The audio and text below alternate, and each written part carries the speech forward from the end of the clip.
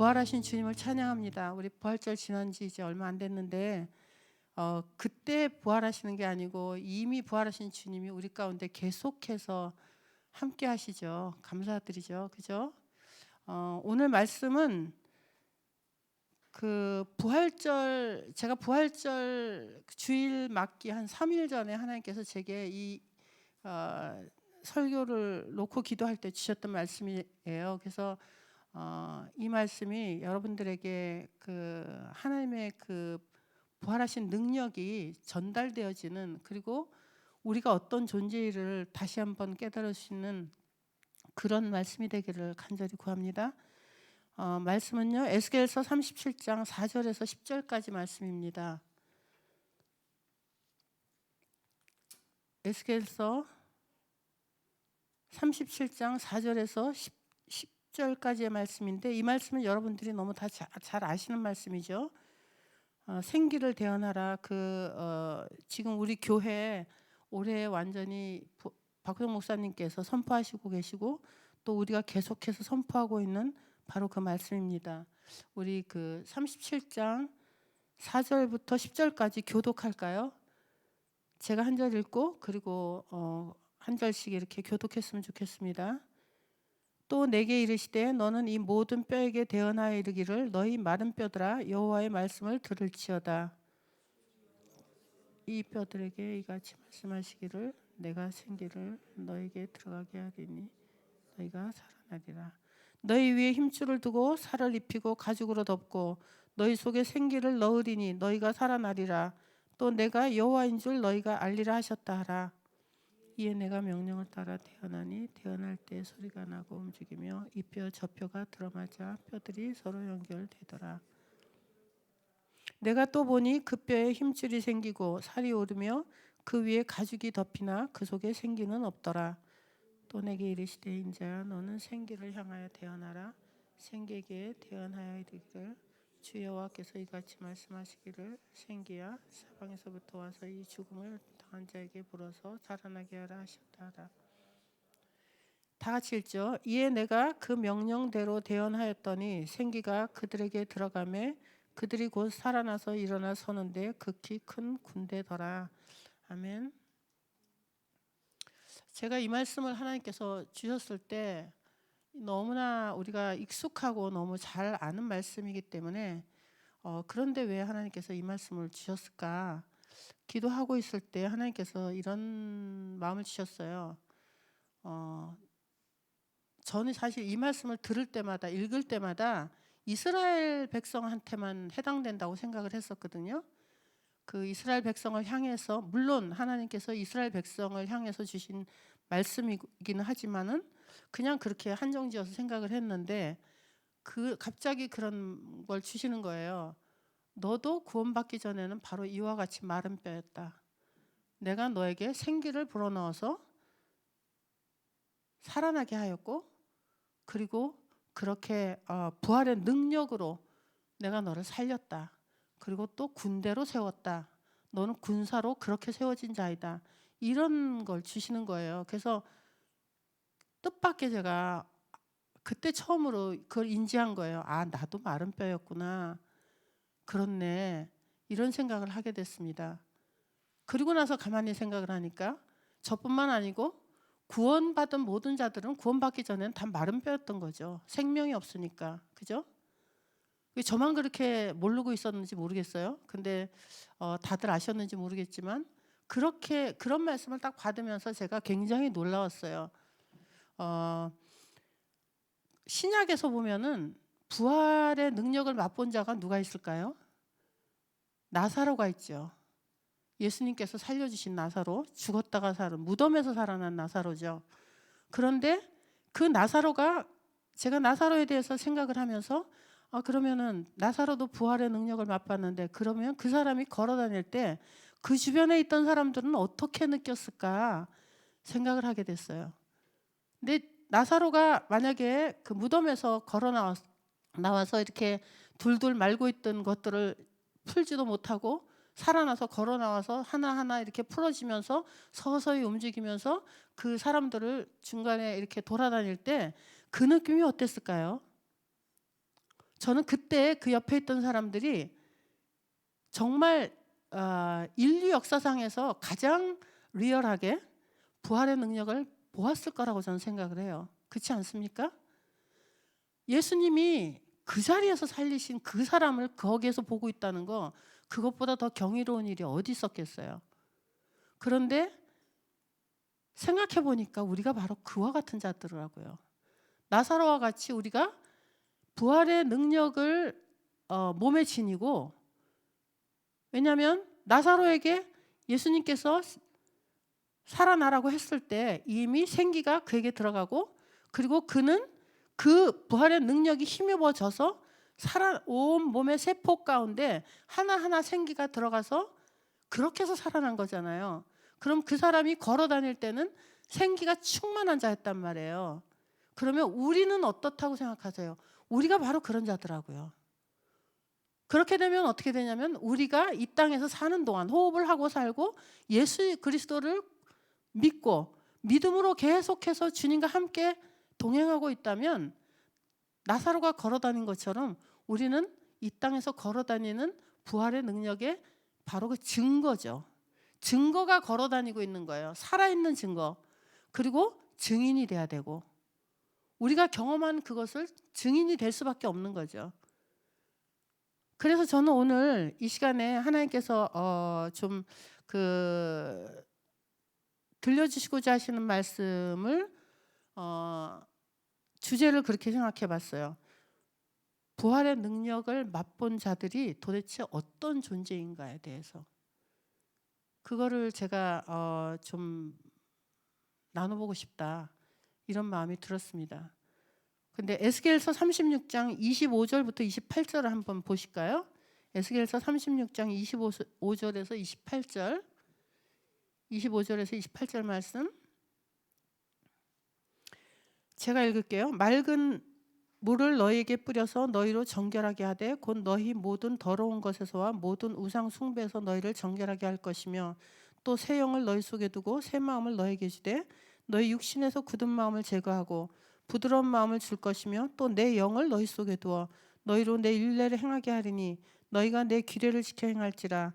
내가 너희 조상들에게 준 땅에서 너희가 거주하면서 내 백성이 되고 나는 너희 하나님이 되리라. 아멘. 이 말씀은 예수님께서 오시기 한 600년 전쯤 그 에스겔을 통해서 예언되어진 말씀이죠.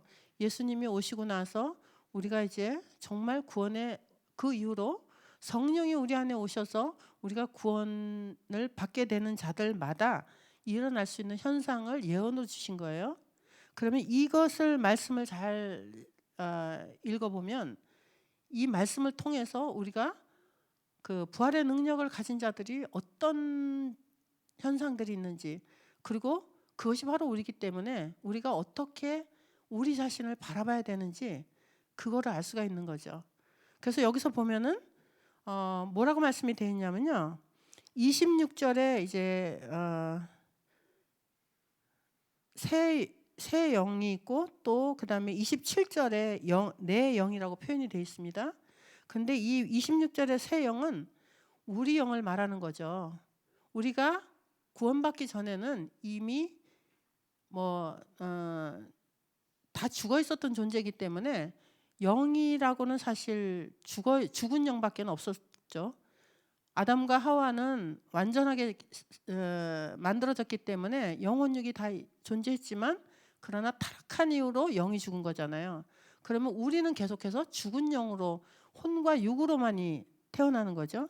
그런데 거기에 새 영을 부어주신 거예요. 그러니까 우리는 우리 자신을 보면은, 개개인을 보면 구원받기 전에는 없던 영, 새 영이 우리 안에 이미 들어와 있는 거죠. 구원을 받았다면. 그리고 27절에 있는 내 영은 하나님의 성령을 말씀하시는 거죠. 우리 안에 하나님의 성령이 들어오셔서 우리가 구원에 이를 때 우리 속에 능히 내 영을 너희 속에 두어 너희로 내 율례를 행하게 하리니 너희가 내 규례를 지켜 행할지라.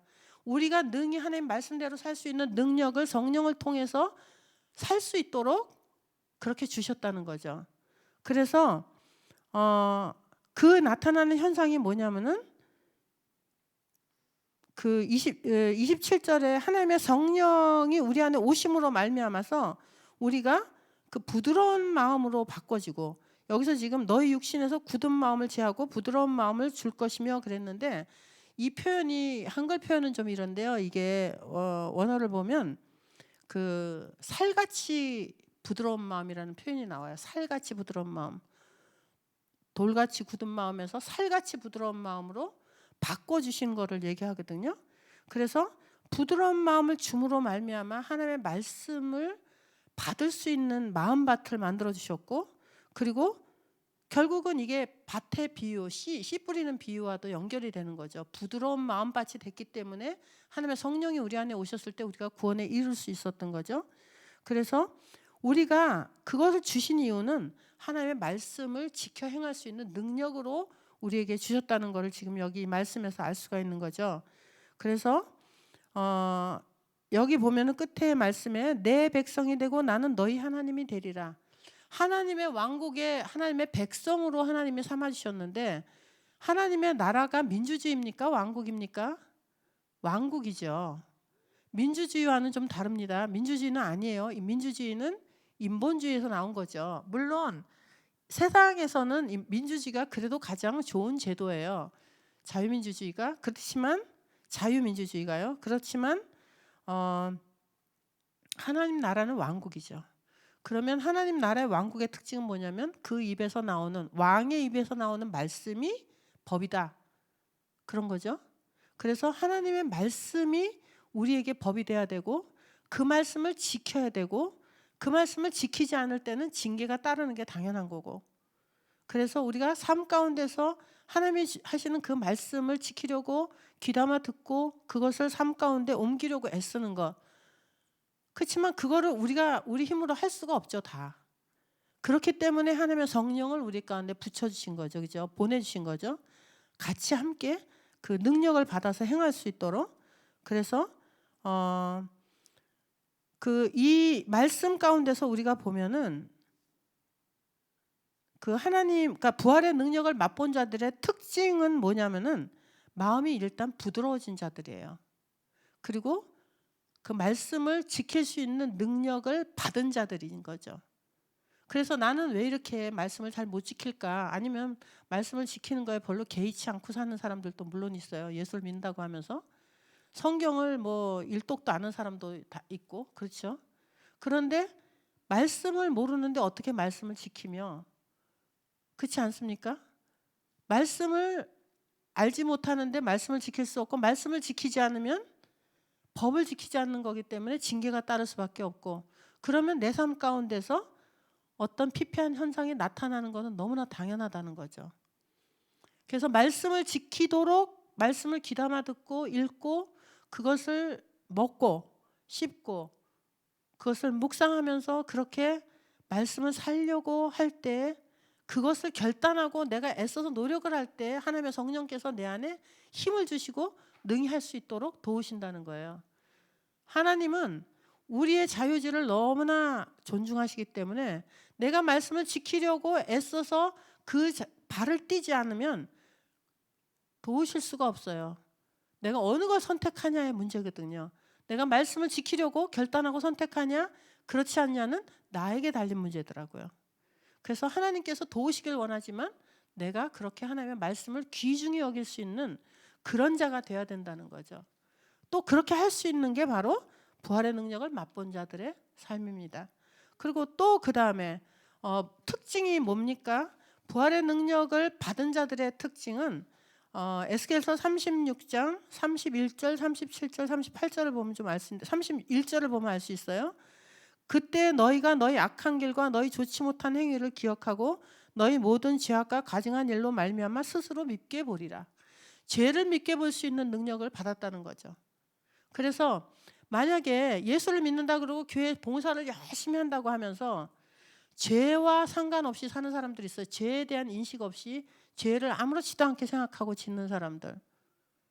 지금 기독교가 개독교 소리 듣는 게 바로 그것 때문이잖아요. 그죠? 근데 그런 사람들이 그렇다면 거꾸로 지금 생각을 바꿔서 생각을 한다면 구원을 받은 사람일지 아닐지 우리가 짐작은 할 수 있는 거죠. 부활의 능력을 우리 안에 이미 받았으면 우리는 바로 죄를 미워할 수 있는, 스스로 밉게 볼 수 있는 능력을 받은 자들이라는 거예요.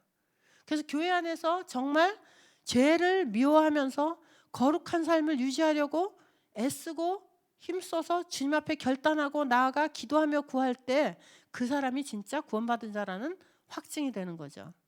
그래서 거룩한 백성, 죄에 민감한 백성, 그런 백성들이 바로 그런 사람들이 부활의 능력을 힘입은 자들이라는 거예요. 또 한 가지 특징이 있습니다. 36절에 보면 36장 36절 37절 주 여호와께서 이같이 말씀하셨느니라. 그래도 이스라엘 족속이 이같이 자기들에게 이루어 주기를 내게 구하여야 할지라. 내가 그들의 수요를 양떼같이 많아지게 하되. 하나님께서는 모든 일을 다 예언해 놓으셨고 성경에 이미 몇백 년 전부터 하다못해 처음부터 몇천 년 전부터 예언해 놓으셨지만 그것을 주의 백성들이 구하지 않으면 그것을 이루실 수가 없어요. 하나님이 못하시는 일은 전능하시기 때문에 아무것도 없지만 그것도 물론 우리 자유의지 문제예요. 우리가 구할 때 하나님이 주신다는 거예요. 그러니까 기도라는 것은 하지 않으면 받을 수 없는 거예요. 하나님께서 아무리 내 삶 가운데 수많은 것을 준비해 주셨고 복을 준비해 주셨고 주님이 저에게 제 기도할 때 그런 말씀을 주시더라고. 나는 나의 백성들을 복되고 복주고 복주기를 원하는다. 네가 그들을 축복만 해라. 그러시는데 아니 축복만 한다고 해서 복을 받았으면 벌써 수많은 사람들이 지금 이렇게 살면 안 돼요. 근데 왜 이럴까 생각을 해보니까 이 말씀이 답이더라고요. 그리할지라도 너는 구해야 된다. 그래서 하나님은 우리의 기도의 동역으로 모든 삶을 이루어 가시기 때문에 우리가 하나님이 내게 주신 예언의 말씀을 받았으면 그것을 놓고 주님 앞에 기도하기 위해서 기도 제목으로 예언을 주시는 건 거죠. 이렇게 구해라 라고 하시는 기도 제목으로 예언을 주시는 거지, 예언이 딱 나한테 주어졌다고 해서 나는 가만히 앉아서 아무것도 안 하면 그거는 받을 수가 없는 거예요. 그렇기 때문에 여러분들이 어떤 기도를 누구에게 받았다 그랬을 때 거기서 기도 제목을 탁탁 뽑아내세요. 그래서 그거를 기도 제목으로 하나님 앞에 올리세요. 그러면 그거는 하나님이 말씀하셨기 때문에 100% 되는 거죠. 그렇죠? 내 뜻대로 구하는 거는 뭐 받을 수 있을지 없을지 모르겠지만 그러나 주님이 주셨는데 내가 그걸 기도했을 때는 100% 온다는 거예요. 그래서 그런 원리를 좀 알아야 된다는 거죠. 또 한 가지, 이건 아주 중요한 건데요. 부활의 능력을 맛본 자들의 특징 가운데서 에스겔서 37장 7절에 이런 말씀이 있습니다. 이에 내가 명령을 따라 대언하니 대언할 때 소리가 나고 움직이며 이뼈 저뼈가 들어맞아 뼈들이 서로 연결되더라. 생기를 대언했더니 마른 뼈들이 연결이 되었어요. 이거는 뭐냐면 부활의 능력을 맛본 사람들은 서로 뼈들이 연결되어 있기 때문에 이 뼈들이 연결된다는 건 무슨 소릴까요? 우리가 뭡니까? 머리된 예수님의 몸이죠.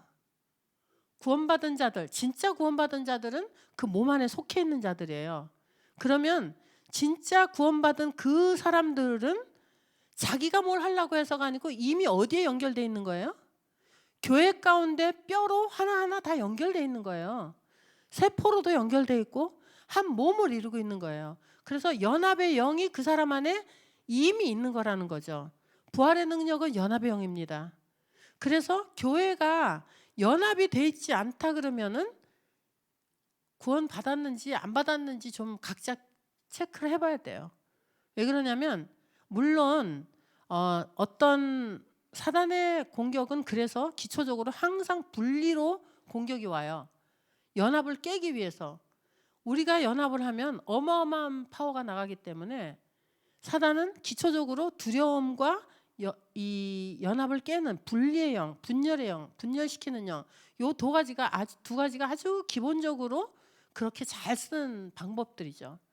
이게 거기 속으면 안 되는 거예요. 그래서 교회를 분리시키려고 하는 건 어떤 경우든지 사단에게서 속고 있다는 증거죠. 그래서 우리가 부활의 능력을 맛본 사람들은 한 몸에서 자연스럽게 연합이 되고 그 연합을 지키려고 하게 되는 성향이 있는 거예요.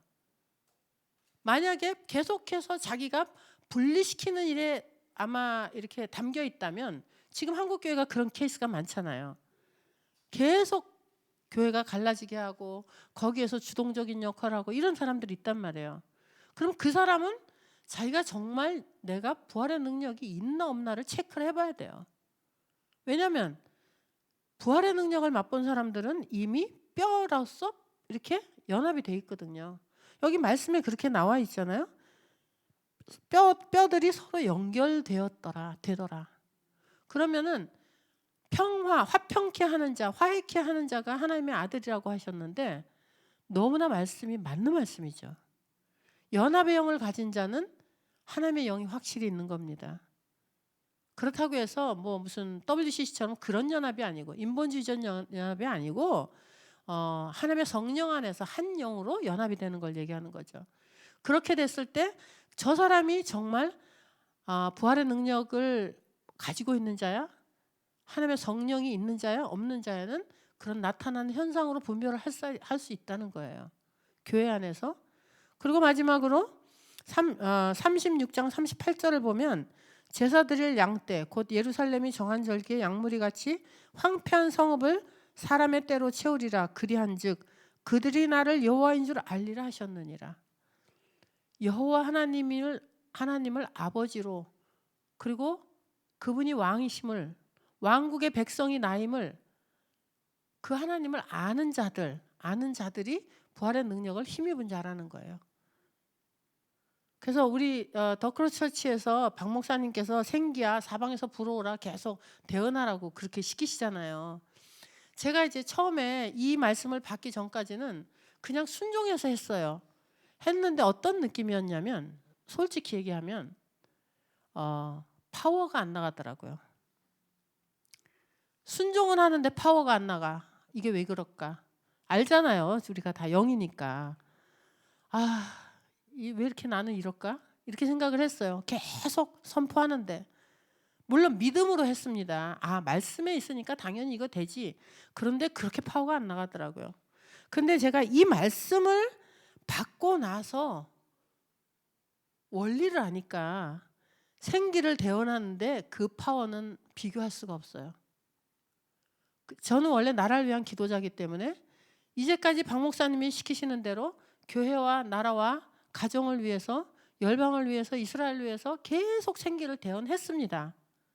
그렇지만 이 말씀이 내 안에 레마로 와서 내 안에서 완전히 이게 파워로 나가는 것과 다르더라고요. 그렇게 하면서 제가 요즘 아주 이 생기를 대언하는 데 재미를 붙이고 있습니다. 그래서 우리가 부활의 증인이고 걸어다니는 증거잖아요. 증거기 때문에 우리가 우리 안에 그 증거물로서 증인으로서 이것을 대언하면 이보다 더 큰 파워는 없다는 거예요. 그러니까 마른 뼈였던 내가 이렇게 살아있네? 내가 이렇게 부활의 능력 하나님의 성령께서 우리 안에 있음으로 말미암아 내가 나사로를 살렸던 그 성령이 내 안에 있네? 라고 레마로 받게 되면 그 말씀 선포를 할 때 그 파워는 비교할 수 없죠. 그래서 오늘 말씀 아마 전하게 하시는 것 같아요. 오늘 좀 우리가 같이 좀 기도를 했으면 좋겠습니다. 우리 기도가 중요한데 우리가 먼저 좀 기도할 때 우리를 부활의 능력으로 살려주시고 또한 우리를 걸어다니는 부활의 그 증인이 되도록 하신 하나님께 감사드리고 우리가 우리의 가족, 우리의 친구들 그리고 또 이 나라 지금 죽어가고 있는 이 나라 그리고 하나님의 나라를 위해서 교회를 위해서 그 생기를 좀 대언하는 기도를 좀 했으면 좋겠어요. 그래서 이 시간에 우리가 좀 주님 주여를 한 3번 정도 할까요? 3창을 하고 주여 3창을 크게 하고 그리고 감사 기도와 그리고 생기를 대언하는 기도 이 교회를 향해서, 가족을 향해서, 그리고 또 나라를 향해서 그렇게 생기를 대언하는 기도를 하기 원합니다.